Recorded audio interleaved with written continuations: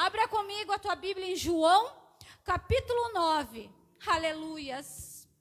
João, capítulo 9. O nosso pastor já estava aqui profetizando sobre o cego, né? Então hoje é exatamente sobre isso que eu quero falar com vocês hoje.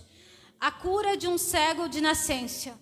Foi quando eu disse para o Senhor, foi quando eu comecei a enxergar, não com meus olhos carnais, mas com os olhos de Cristo. E hoje eu quero passar isso para vocês. Eu quero contar um testemunho e junto com o testemunho vocês vão entender a palavra. Foi quando eu comecei a enxergar não com meus olhos, mas com os olhos de Cristo. É assim que eu olho, é assim que eu vejo. Eu vejo de nascença. João capítulo 9, no versículo 1 em diante, diz assim: E passando Jesus, viu um homem cego de nascença. E os seus discípulos lhe perguntaram, dizendo: Rabi, quem pecou, este ou seus pais, para que nascesse cego?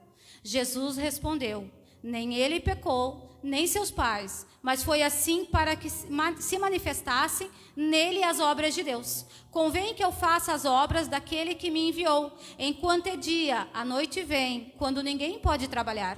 Enquanto estou no mundo, sou a luz do mundo. Tendo dito isto, cuspiu na terra e com a saliva fez um lodo e untou o lodo com os olhos do cego. E disse de Siloé, que significa o enviado. Foi, pois e lavou-se e voltou vendo. Então os vizinhos e aqueles que dantes tinham visto que era cego diziam: Não é este aquele que estava sentado e mendigava?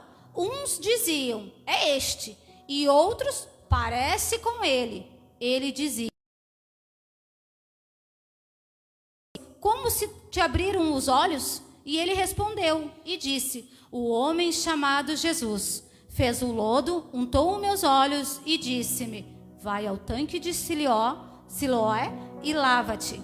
Então fui, lavei-me e agora vejo. Disseram-lhe, pois, onde está ele? E ele respondeu: Não sei. Até aqui. Pode tomar teu assento em nome de Jesus. Aleluia. Não sei. Depois tem o contexto, irmãos, tem mais continuidade. Mas a palavra do Senhor diz que havia este rapaz, um jovem, irmãos, porque mais adiante vocês vão entender, que este homem tinha nascido cego e que Jesus estava passando. Rabi, Senhor, o que fez ele ou seus pais, que pecado foi que eles cometeram para ele nascer assim? E Jesus então respondeu: Eles não fizeram nada, nem seus pais e nem ele. Ele nasceu assim para que o meu nome fosse glorificado. Aleluias. Muitas vezes, irmãos, a gente passa por situação nas nossas vidas que nós perguntamos: Senhor, por quê? Por que a gente pouco tempo por uma situação de cirurgia? Por quê? Para que o nome do Senhor fosse glorificado através da vida dela. Muitas vezes a gente passa por isso para que o nome de Cristo seja glorificado. Assim aconteceu com aquele jovem.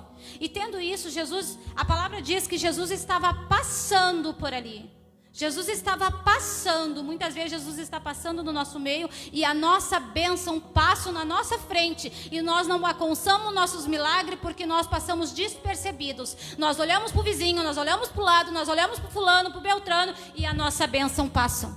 Aquele cego era cego, ele estava sentado, era um mendigo e Jesus passou por ali. Jesus untou, cuspiu no chão e fez um lodo. Interessante, irmãos, que Jesus não precisava ter feito isso. Porque Jesus, bastava uma palavra dele dizendo assim, seja curado, e ele ia ser curado. Uma palavra. Mas Jesus fez aquilo ali, sabe por quê? Porque naquele tempo os fariseus não acreditavam. Eram pessoas que só acreditavam naquilo que seus olhos enxergavam. E era por isso que Jesus fez. Por pessoas que precisam ver para crer. Isso não é fé. Porque fé é acreditar naquilo que tu não vê. Aleluias. Mas Jesus fez. E o mais interessante é que Jesus fez o lodo, passou nos olhos. E a palavra de Deus diz que Jesus prosseguiu. Jesus não ficou esperando. Jesus depois, né? Se tu quiser, tu me segue. Jesus não ficou esperando. Muitas vezes a gente fica esperando. A gente quer que o maná caia do céu. O que ele tinha que fazer, irmãos, ele fez naquela cruz. Ele morreu. Ele foi açoitado por mim e por porta. Senhor, faça isso, mas eu não levanto de manhã nem para procurar um serviço. E aí complica, né? E aquele cego, Jesus disse que ele seguiu. Ele passou. E foi. E ele foi, lavou e começou a enxergar. Mais interessante ainda. Eu digo que eu sou filha do pastor Fábio, porque eu adoro entrar no mundo da imaginação. Aleluia. Mas esse mundo da imaginação, quando eu entro no mundo espiritual, eu vejo aquele cego apalpando, sem saber, lavando, e de repente ele abre os olhos e ele começa a ver o azul do sol, o azul do céu, os raios, o amarelo, ele começa a ver a luz, ele começa a não enxergar só trevas, ele enxerga a luz. Jesus abriu os olhos daquele cego, e muitas pessoas que estavam ali disseram: esmola? Ah, acho que é. Outros diziam, eu posso até imaginar, né, irmão, porque a língua do povo não é, por favor, mas eu acho que é. Será que é? Tenho certeza que é, mas eu acho que não. E ele dizia: sou eu. Era eu que era cega. Hoje eu vejo. Eu era cega espiritual.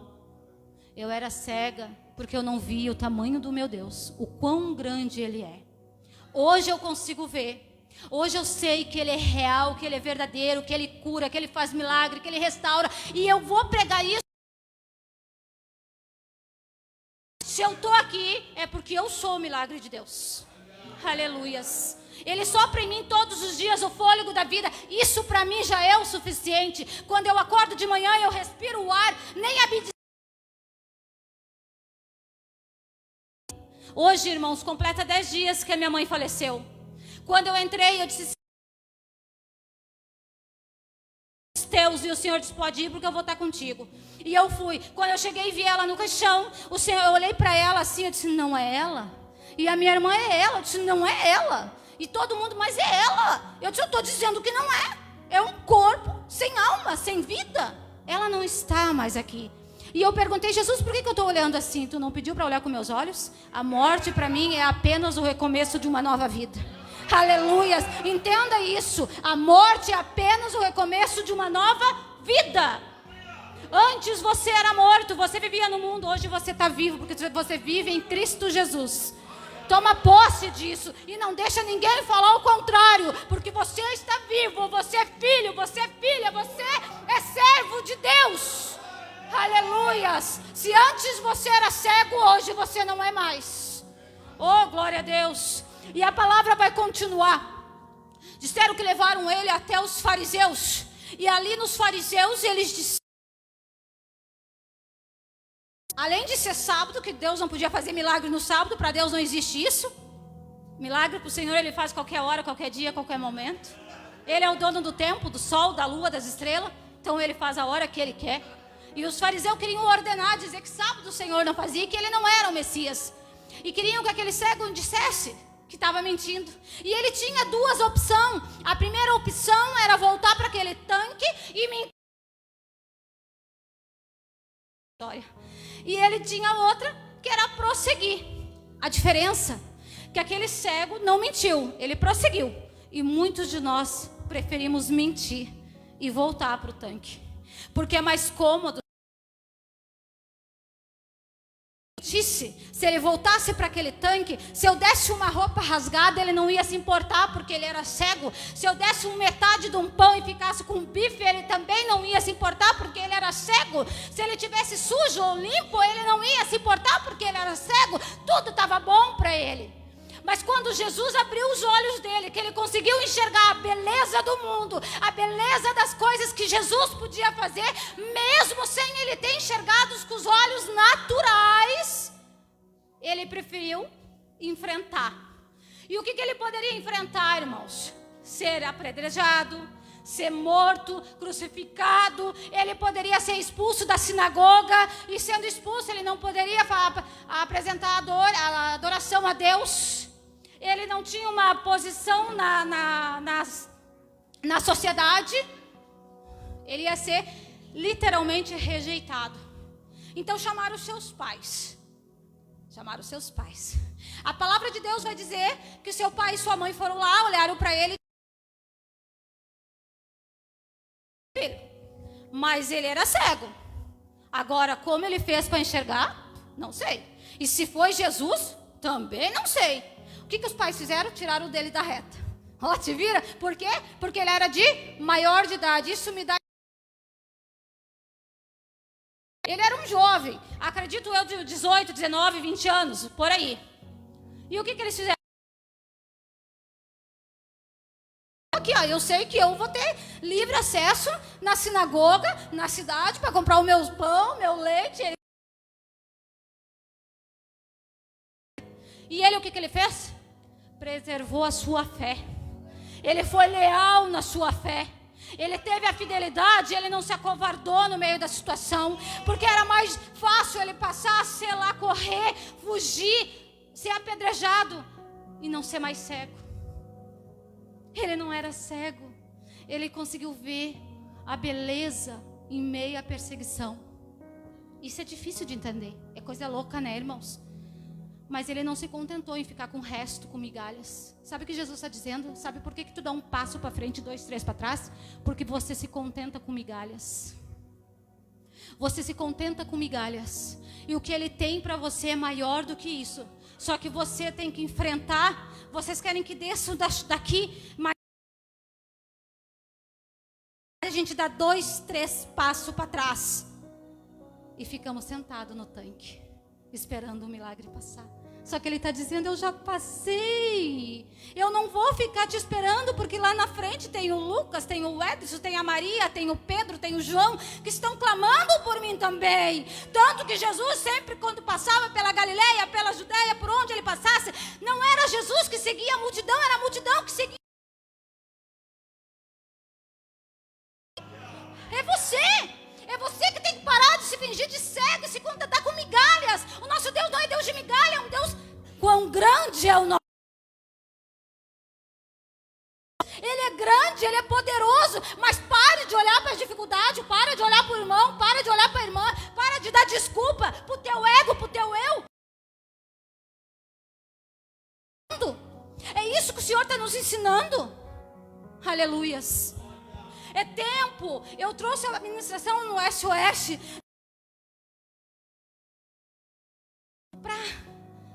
de fé, de palavra. E eu disse assim, eu levei trocando de fase.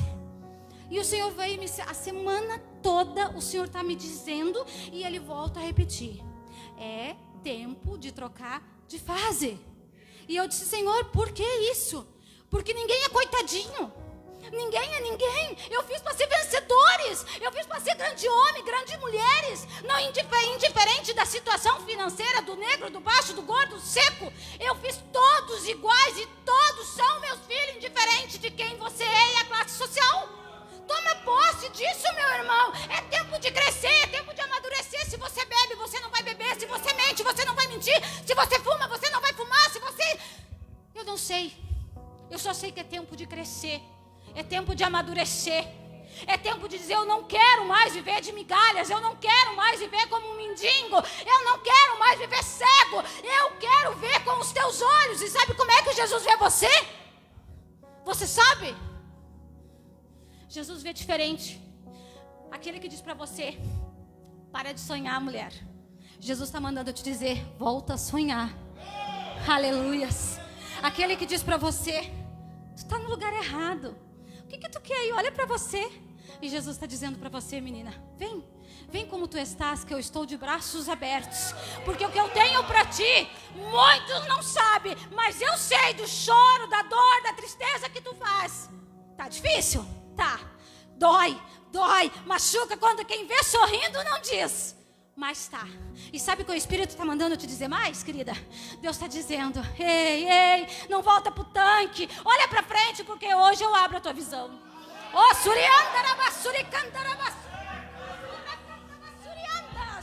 Oh, Espírito Santo, esse é o Deus que eu sirvo, esse é o Deus que eu falo, e enquanto eu viver, eu vou de vida, porque no meu sangue corre o DNA de Cristo Jesus. Aleluias, aleluias. Oh, Espírito Santo de Deus. A palavra de Deus também vai dizer mais. Diz que aquele rapaz pega e sai. Foi Jesus. Ei, você não viu Jesus, irmão? Não viu Jesus passar por aí? O pastor Fábio, não viu Jesus passar por aí? Será que ele passou por aqui? Ei, você não viu Jesus passar por aí? Aquele que tem uma multidão que segue ele por aqui? Aleluias. Ele dobrou lá. Ele está lá naquela cadeira. Ele está aqui na frente. Ele está aqui no altar. Ele está lá na escolinha. Ele está na cozinha. Ele passou por... Então os seus discípulos chegam e dizem: Rabi, Rabi, mestre, mestre, aquele que era cego, que hoje não é mais cego, está te procurando. E Jesus, a palavra de Deus vai dizer que Jesus para e volta ao encontro. Você quer ver? Aleluias. Lá no versículo 35 diz assim, ó: Jesus ouviu que tinha expulsado... Não, desculpa. Cadê? Perdão. Que tinham expulsado ele. E encontrando-o, disse-lhe: crês tu no Filho de Deus? E encontrando-o. Olha só que lindo. Alguém, mestre, expulsaram ele e ele está te procurando. E Jesus então pega, volta e encontra ele. Crês que eu sou o Filho de Deus? E ele: eu creio, então me segue. Será que você crê? Será que você crê que o nosso Jesus é o Filho de Deus? Será que você crê? Milagre? Será que você crê que você pode mudar a tua história? Será que você crê que Ele pode reconstituir a tua casa, o teu lar, a tua saúde, tudo aquilo que tu perdeu, tudo aquilo que você acha que é sonho, que é passageiro? Será que você acredita? Aquele rapaz acreditou. Então me segue. Eu acredito que ele teve uma vida muito boa do lado de Jesus. Aleluia. É isso que ele tem para você. Por que eu estou dando esse testemunho e estou pregando essa palavra? Essa palavra, irmãos, Deus me deu num leito de um hospital. Nós estávamos morando, fazendo a obra em uma igreja, visão de reino. Não é uma célula, é uma igreja. Onde em nome de Jesus, logo Jesus, pastor, logo já nem sabe disso, está sabendo agora, em nome de Jesus. Podem puxar a orelha depois, pastor. Glória a Deus. Mas eu vou fazer isso, vou levar, porque Deus me levantou para lá para ajudar. E eu vou. Enfim, eu estava lá e eu fui fazer uns exames. Eu vou reduzir, tá? Eu fui fazer um exame do pré-câncer. E quando eu fui fazer o exame, eu fui para minha casa. Bateu uma agente da saúde no portão da minha casa e disse assim: tu é a Patrícia? Eu disse: sou. Daí ela pegou e disse: tem uma consulta para ti marcada amanhã, tal horário, assim, assim, assado. Não vá sozinha, leve alguém. Eu disse: ixi. Com meu marido, meu esposo: eu vou contigo. Eu disse: não, tu não vai comigo. Tu arrumou serviço, tá ainda no começo. Eu vou. E ele: como é que tu vai? Vai Deus e eu. Cheguei lá, a doutora me chamou. Chama o acompanhante. Eu disse: não tem acompanhante. E ela... Eu disse: as mulheres. Eu trouxe uma pessoa. Quem? Jesus. E ela me olhou e sorriu. Jesus. Ele é meu companheiro. Pode falar. Querida, tu tá com uma ferida no útero. De benigno ou maligno, se é câncer, se não é câncer. O fato é que nós temos que operar com... Assim, amém. Se tiver que tirar o útero, amém. Partir, que seja para glória. Se for para ficar, Deus sabe de todas as coisas. E ela me olhou: tu tá falando sério? Eu disse: com certeza. Isso aí deu... Meu, irmãos. Mas daí quando cheguei em casa, meu marido logo chegou, eu sentei, conversei com ele pessoalmente. no Senhor. Eu disse, oh, glória, eu só precisava ouvir isso. A Michele me mandou um áudio orando e ela veio para a igreja orar por mim. Irmãos, para vocês verem como é que é a coisa, o inimigo é brabo, né? Ela não, tá, e ela que não me deixa internet aqui dentro. E eu estava em desespero no carro, mas incomodou ela conseguiu orar, não era tudo que aconteceu aqui, mas ela conseguiu. E ela passou e eu recebi. Irmãos, foi uma benção assim que Deus botou uma mulher no meu caminho. Eu não precisei. Eu perdi a cirurgia por 2 vezes. Trocou a na igreja. Quando eu ganhei ela para Jesus, para a honra e glória do Senhor. Fomos lá, conseguimos outra mulher, Deus colocou uma crente lá dentro. E eu tinha que passar tudo de novo pelos exames, anestesista, aquela coisa toda. Só que o médico não quis me dar hora de espera. E aquela mulher disse, vamos fazendo os exames. E eu comecei a fazer os exames, fiz todos os exames. Quando deu numa sexta-feira, tá o horário assim, assim, assado de jejum. Lá, Deus abençoou com o irmão Marcelo, que podia me levar, eu trabalhava à noite, né? Ele foi e me levou. Era para mim voltar no mesmo dia para casa, irmãos. Fiz a cirurgia, fiquei num quarto. Para mim. Cheguei no quarto, quando eu cheguei no quarto, era eu e outra mulher.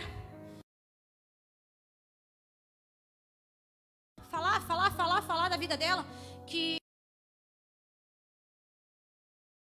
15 anos, estava casada já há 7 anos, e ela começou a falar, e eu deitada, nós não podíamos se levantar. E aquela mulher começou a falar, e eu comecei a ministrar com ela. Deitada, eu comecei que ela tinha que perdoar, não é porque o primeiro casamento deu frustrado que o segundo ia dar. Não poderia descontar em ver uma nova história para aquela mulher. E eu comecei a ministrar, mas o que ela não sabia é que enquanto eu ministrava, eu esvaía em sangue. E ela deu a melhor tarde que ela teve, e que ela, a partir daquele momento, ela ia aceitar Jesus. E para ela apertar a campainha, ela, tu tá mal? Eu disse, não, é só para a guria me ajudar. Quando a enfermeira chegou com hemorragia, fomos pro banheiro, não consegui, porque esvaía para a parede, era uma cena de horror. Passei pela segunda cirurgia, a mão do médico não pegava anestesia, eu senti cada ponto que eu levei, porque não era para... não conseguia, e eu peguei e comecei. Se não fizer, ele é Deus.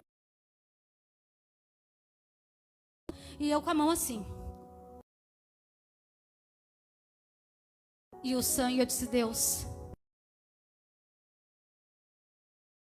conduz a mão do médico para mim. E parou. Bem assim, eu dei uma risada. Fui pro quarto. Casa. Tu vai parar de sangrar tantos dias. Irmãos, eu fiquei... Não parava. Voltei pro hospital, me deu um...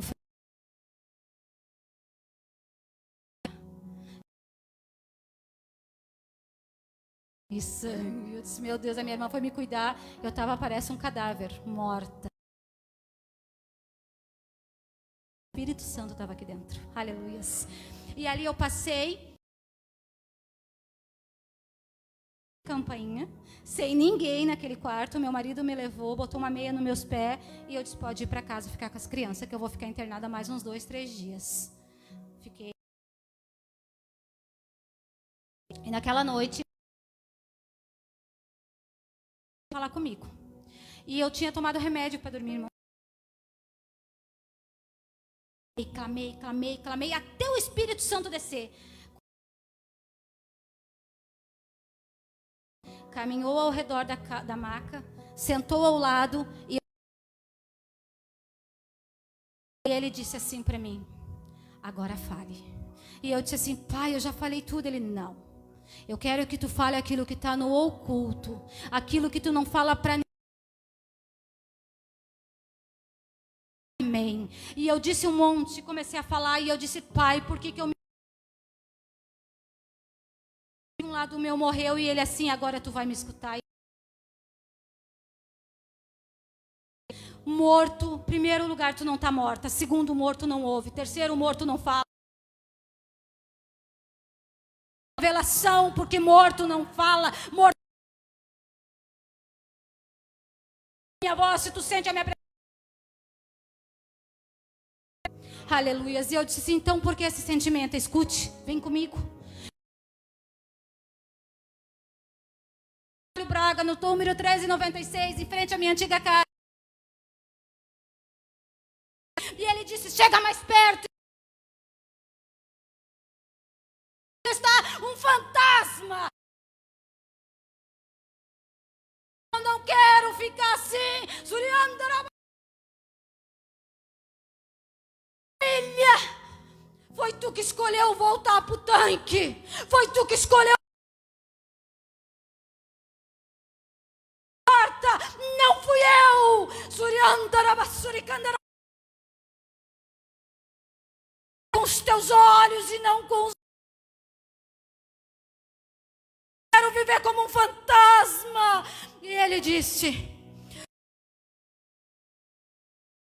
do teu coração, eu voltei para casa, dei alta, disse, doutor, eu tô bem, doutor, tu não pode, eu tô bem. Cheguei em casa, aleluia, na quarta mandei mensagem. E ela, mas tu deu alta ontem. E eu fui e preguei sentada numa cadeira. Mas eu fui e levei, preguei. Foi um benção. Outra quarta. Aleluia. E eu disse, Pai, esse é o teu desejo, eu digo amém.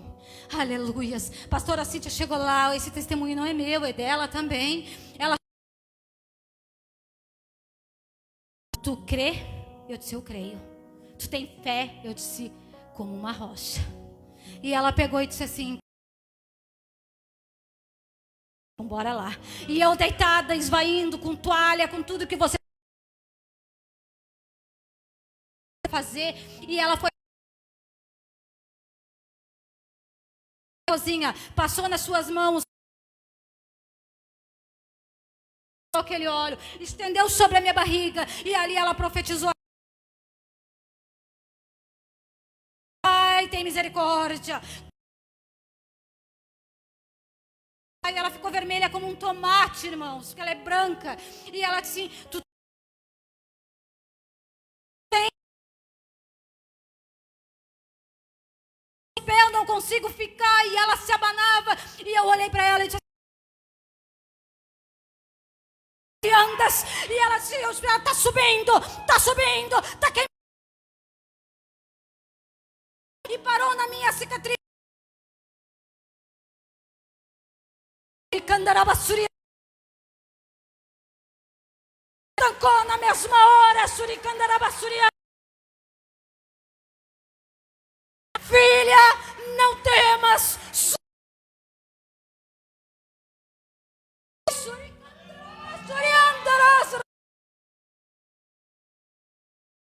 Eu sirvo, fiz o exame agora no janeiro. A mulher me olhou, a doutora me olhou, tem certeza que tu fez uma cirurgia? Ponto?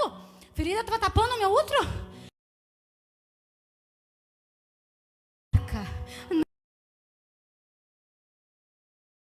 Tá que tu, se eu quiser ter filho eu posso ter. Aleluia. Esse é o... Mas um Deus que cumpre. Eu digo para você, o meu Deus não é um Deus de ser sim, não, não. E o meu Deus, ele disse, ele disse assim para ti, eu vou fazer. Ele não dá data, mas ele faz, ele nunca se atrasa e não chega antecipado. E essa noite eu te convido a você tirar deixar de ser aqueles maiores na tua vida. Em nome de Jesus essa noite. Oh,